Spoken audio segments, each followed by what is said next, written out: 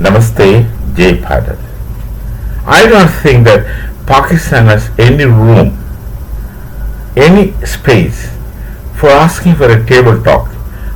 I heard many times in Pakistan, in social media, through social media Pakistan, that there should be talks across table. They call it as table talk, sitting and talking. They have no right to ask for such a discussion with Bharat, because who will hold, who will be held responsible, or who will accept responsibility of such discussions when it comes to action? Talking alone, anybody can do it. You better watch some film serials, TV serials, or some films. This is not that. It's not a fancy that you can sit and talk. Someone should be strong to listen, understand, they make decision and execute it. Has Pakistan ever done it? Has Pakistan ever stood up to whatever their people talked in talks? Has they ever followed it up? No. Don't you know your own history? Those who want discussions should know their own history. What all things they have discussed in the past, and to what extent they have followed up the so-called decisions they must have or supposed to have arrived at in such discussions. To what extent they had become fruitful. Think about it, you see it, you will find nil, blank by blank, nil by nil. So, why wasting time and energy in talking to walls? Obstructive walls, where your own words don't get reflected. Precisely, that's where the official statement of the government is that not to talk to Pakistan because it's pointless. We had to struggle through experience and pains to understand to talk to Pakistan is of no point. Because who wants up the discussion? Is there anyone responsible in that nation? People say it's a failed nation. I don't want to use the word failed nation. But it's a failed nation because who is accountable for that nation? Is there anyone responsible for that nation? Is there anyone who would own up what their leaders speak? Do they have leaders per se? They are self-seeking people who want luxuries and comforts and property.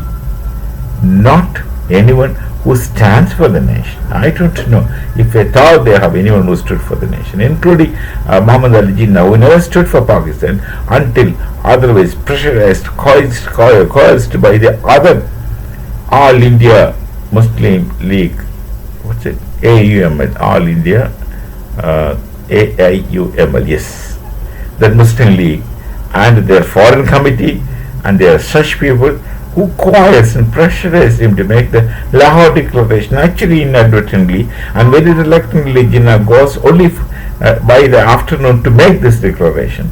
He even did not attend the session in the morning, because he knew that Pakistan is going to be a semblance of mistakes which no one can control, because nobody is accountable to anybody, each one to his own fancies and whims, and then they don't coexist.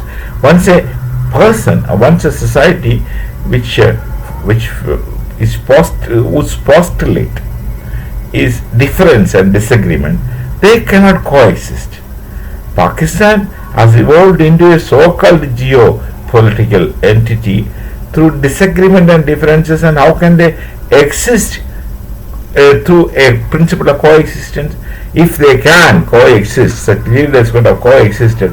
They would have coexisted with Bharat than whatever they fancy today. Somebody wanted to project like Muhammad Iqbal. He should not have done it in spite of being a philosopher. He thought that he said that, what he said that in his Allahabad address, that Islam is a unity, Islam is a polity. That was in the Allahabad presidential address when Muhammad Iqbal was president of that meeting. He said Islam is a unity, Islam is a polity. It comes to 22 pages, if I am not wrong, and that's published.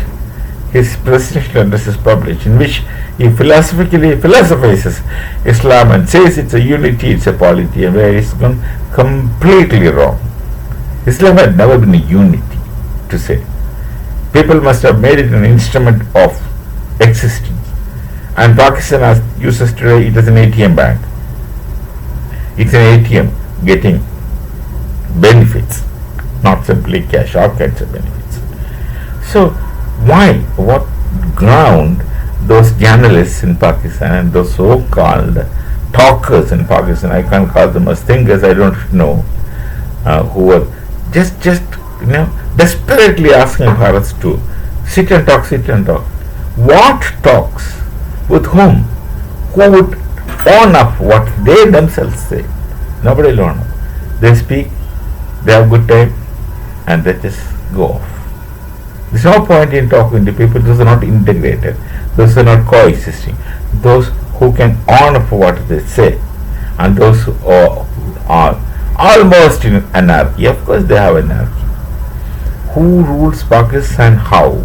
Under what principles and under what laws? No one knows. Is it Islamic law? No. Is it some other law? No.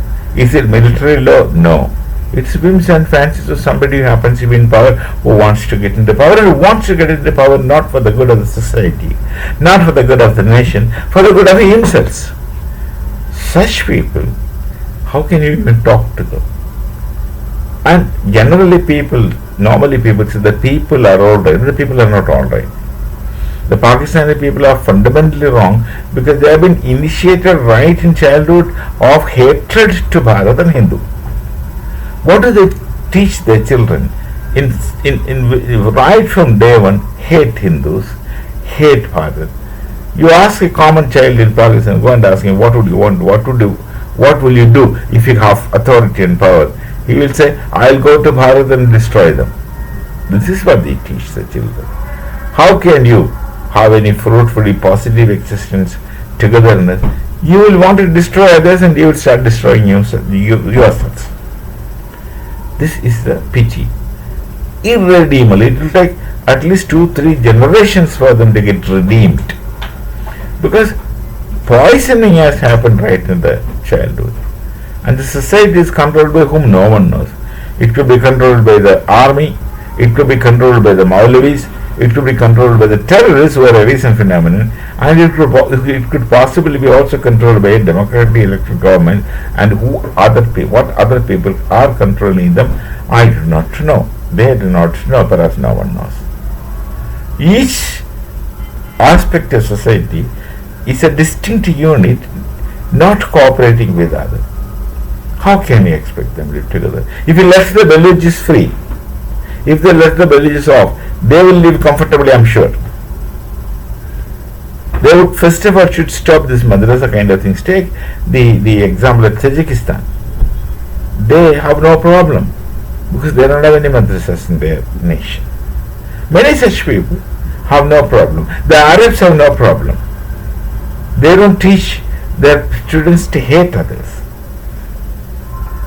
But many Muslim nations don't teach their children to hate others. But people like Pakistan or even Bangladesh, of late, teach their children to hate others, hate anyone who is not they themselves. So as a result, they'll start hating all others, and then slowly they'll start hating other sects of Islam, and then they will start hate themselves. This is called infinite regress. So this nation, so-called nation in Pakistan, which is failed state, is in infinite regress or heading towards infinite regress, the actual destruction and devastation. We shall meet again. Namaste. Jai Bharat, Jai Sri Ram.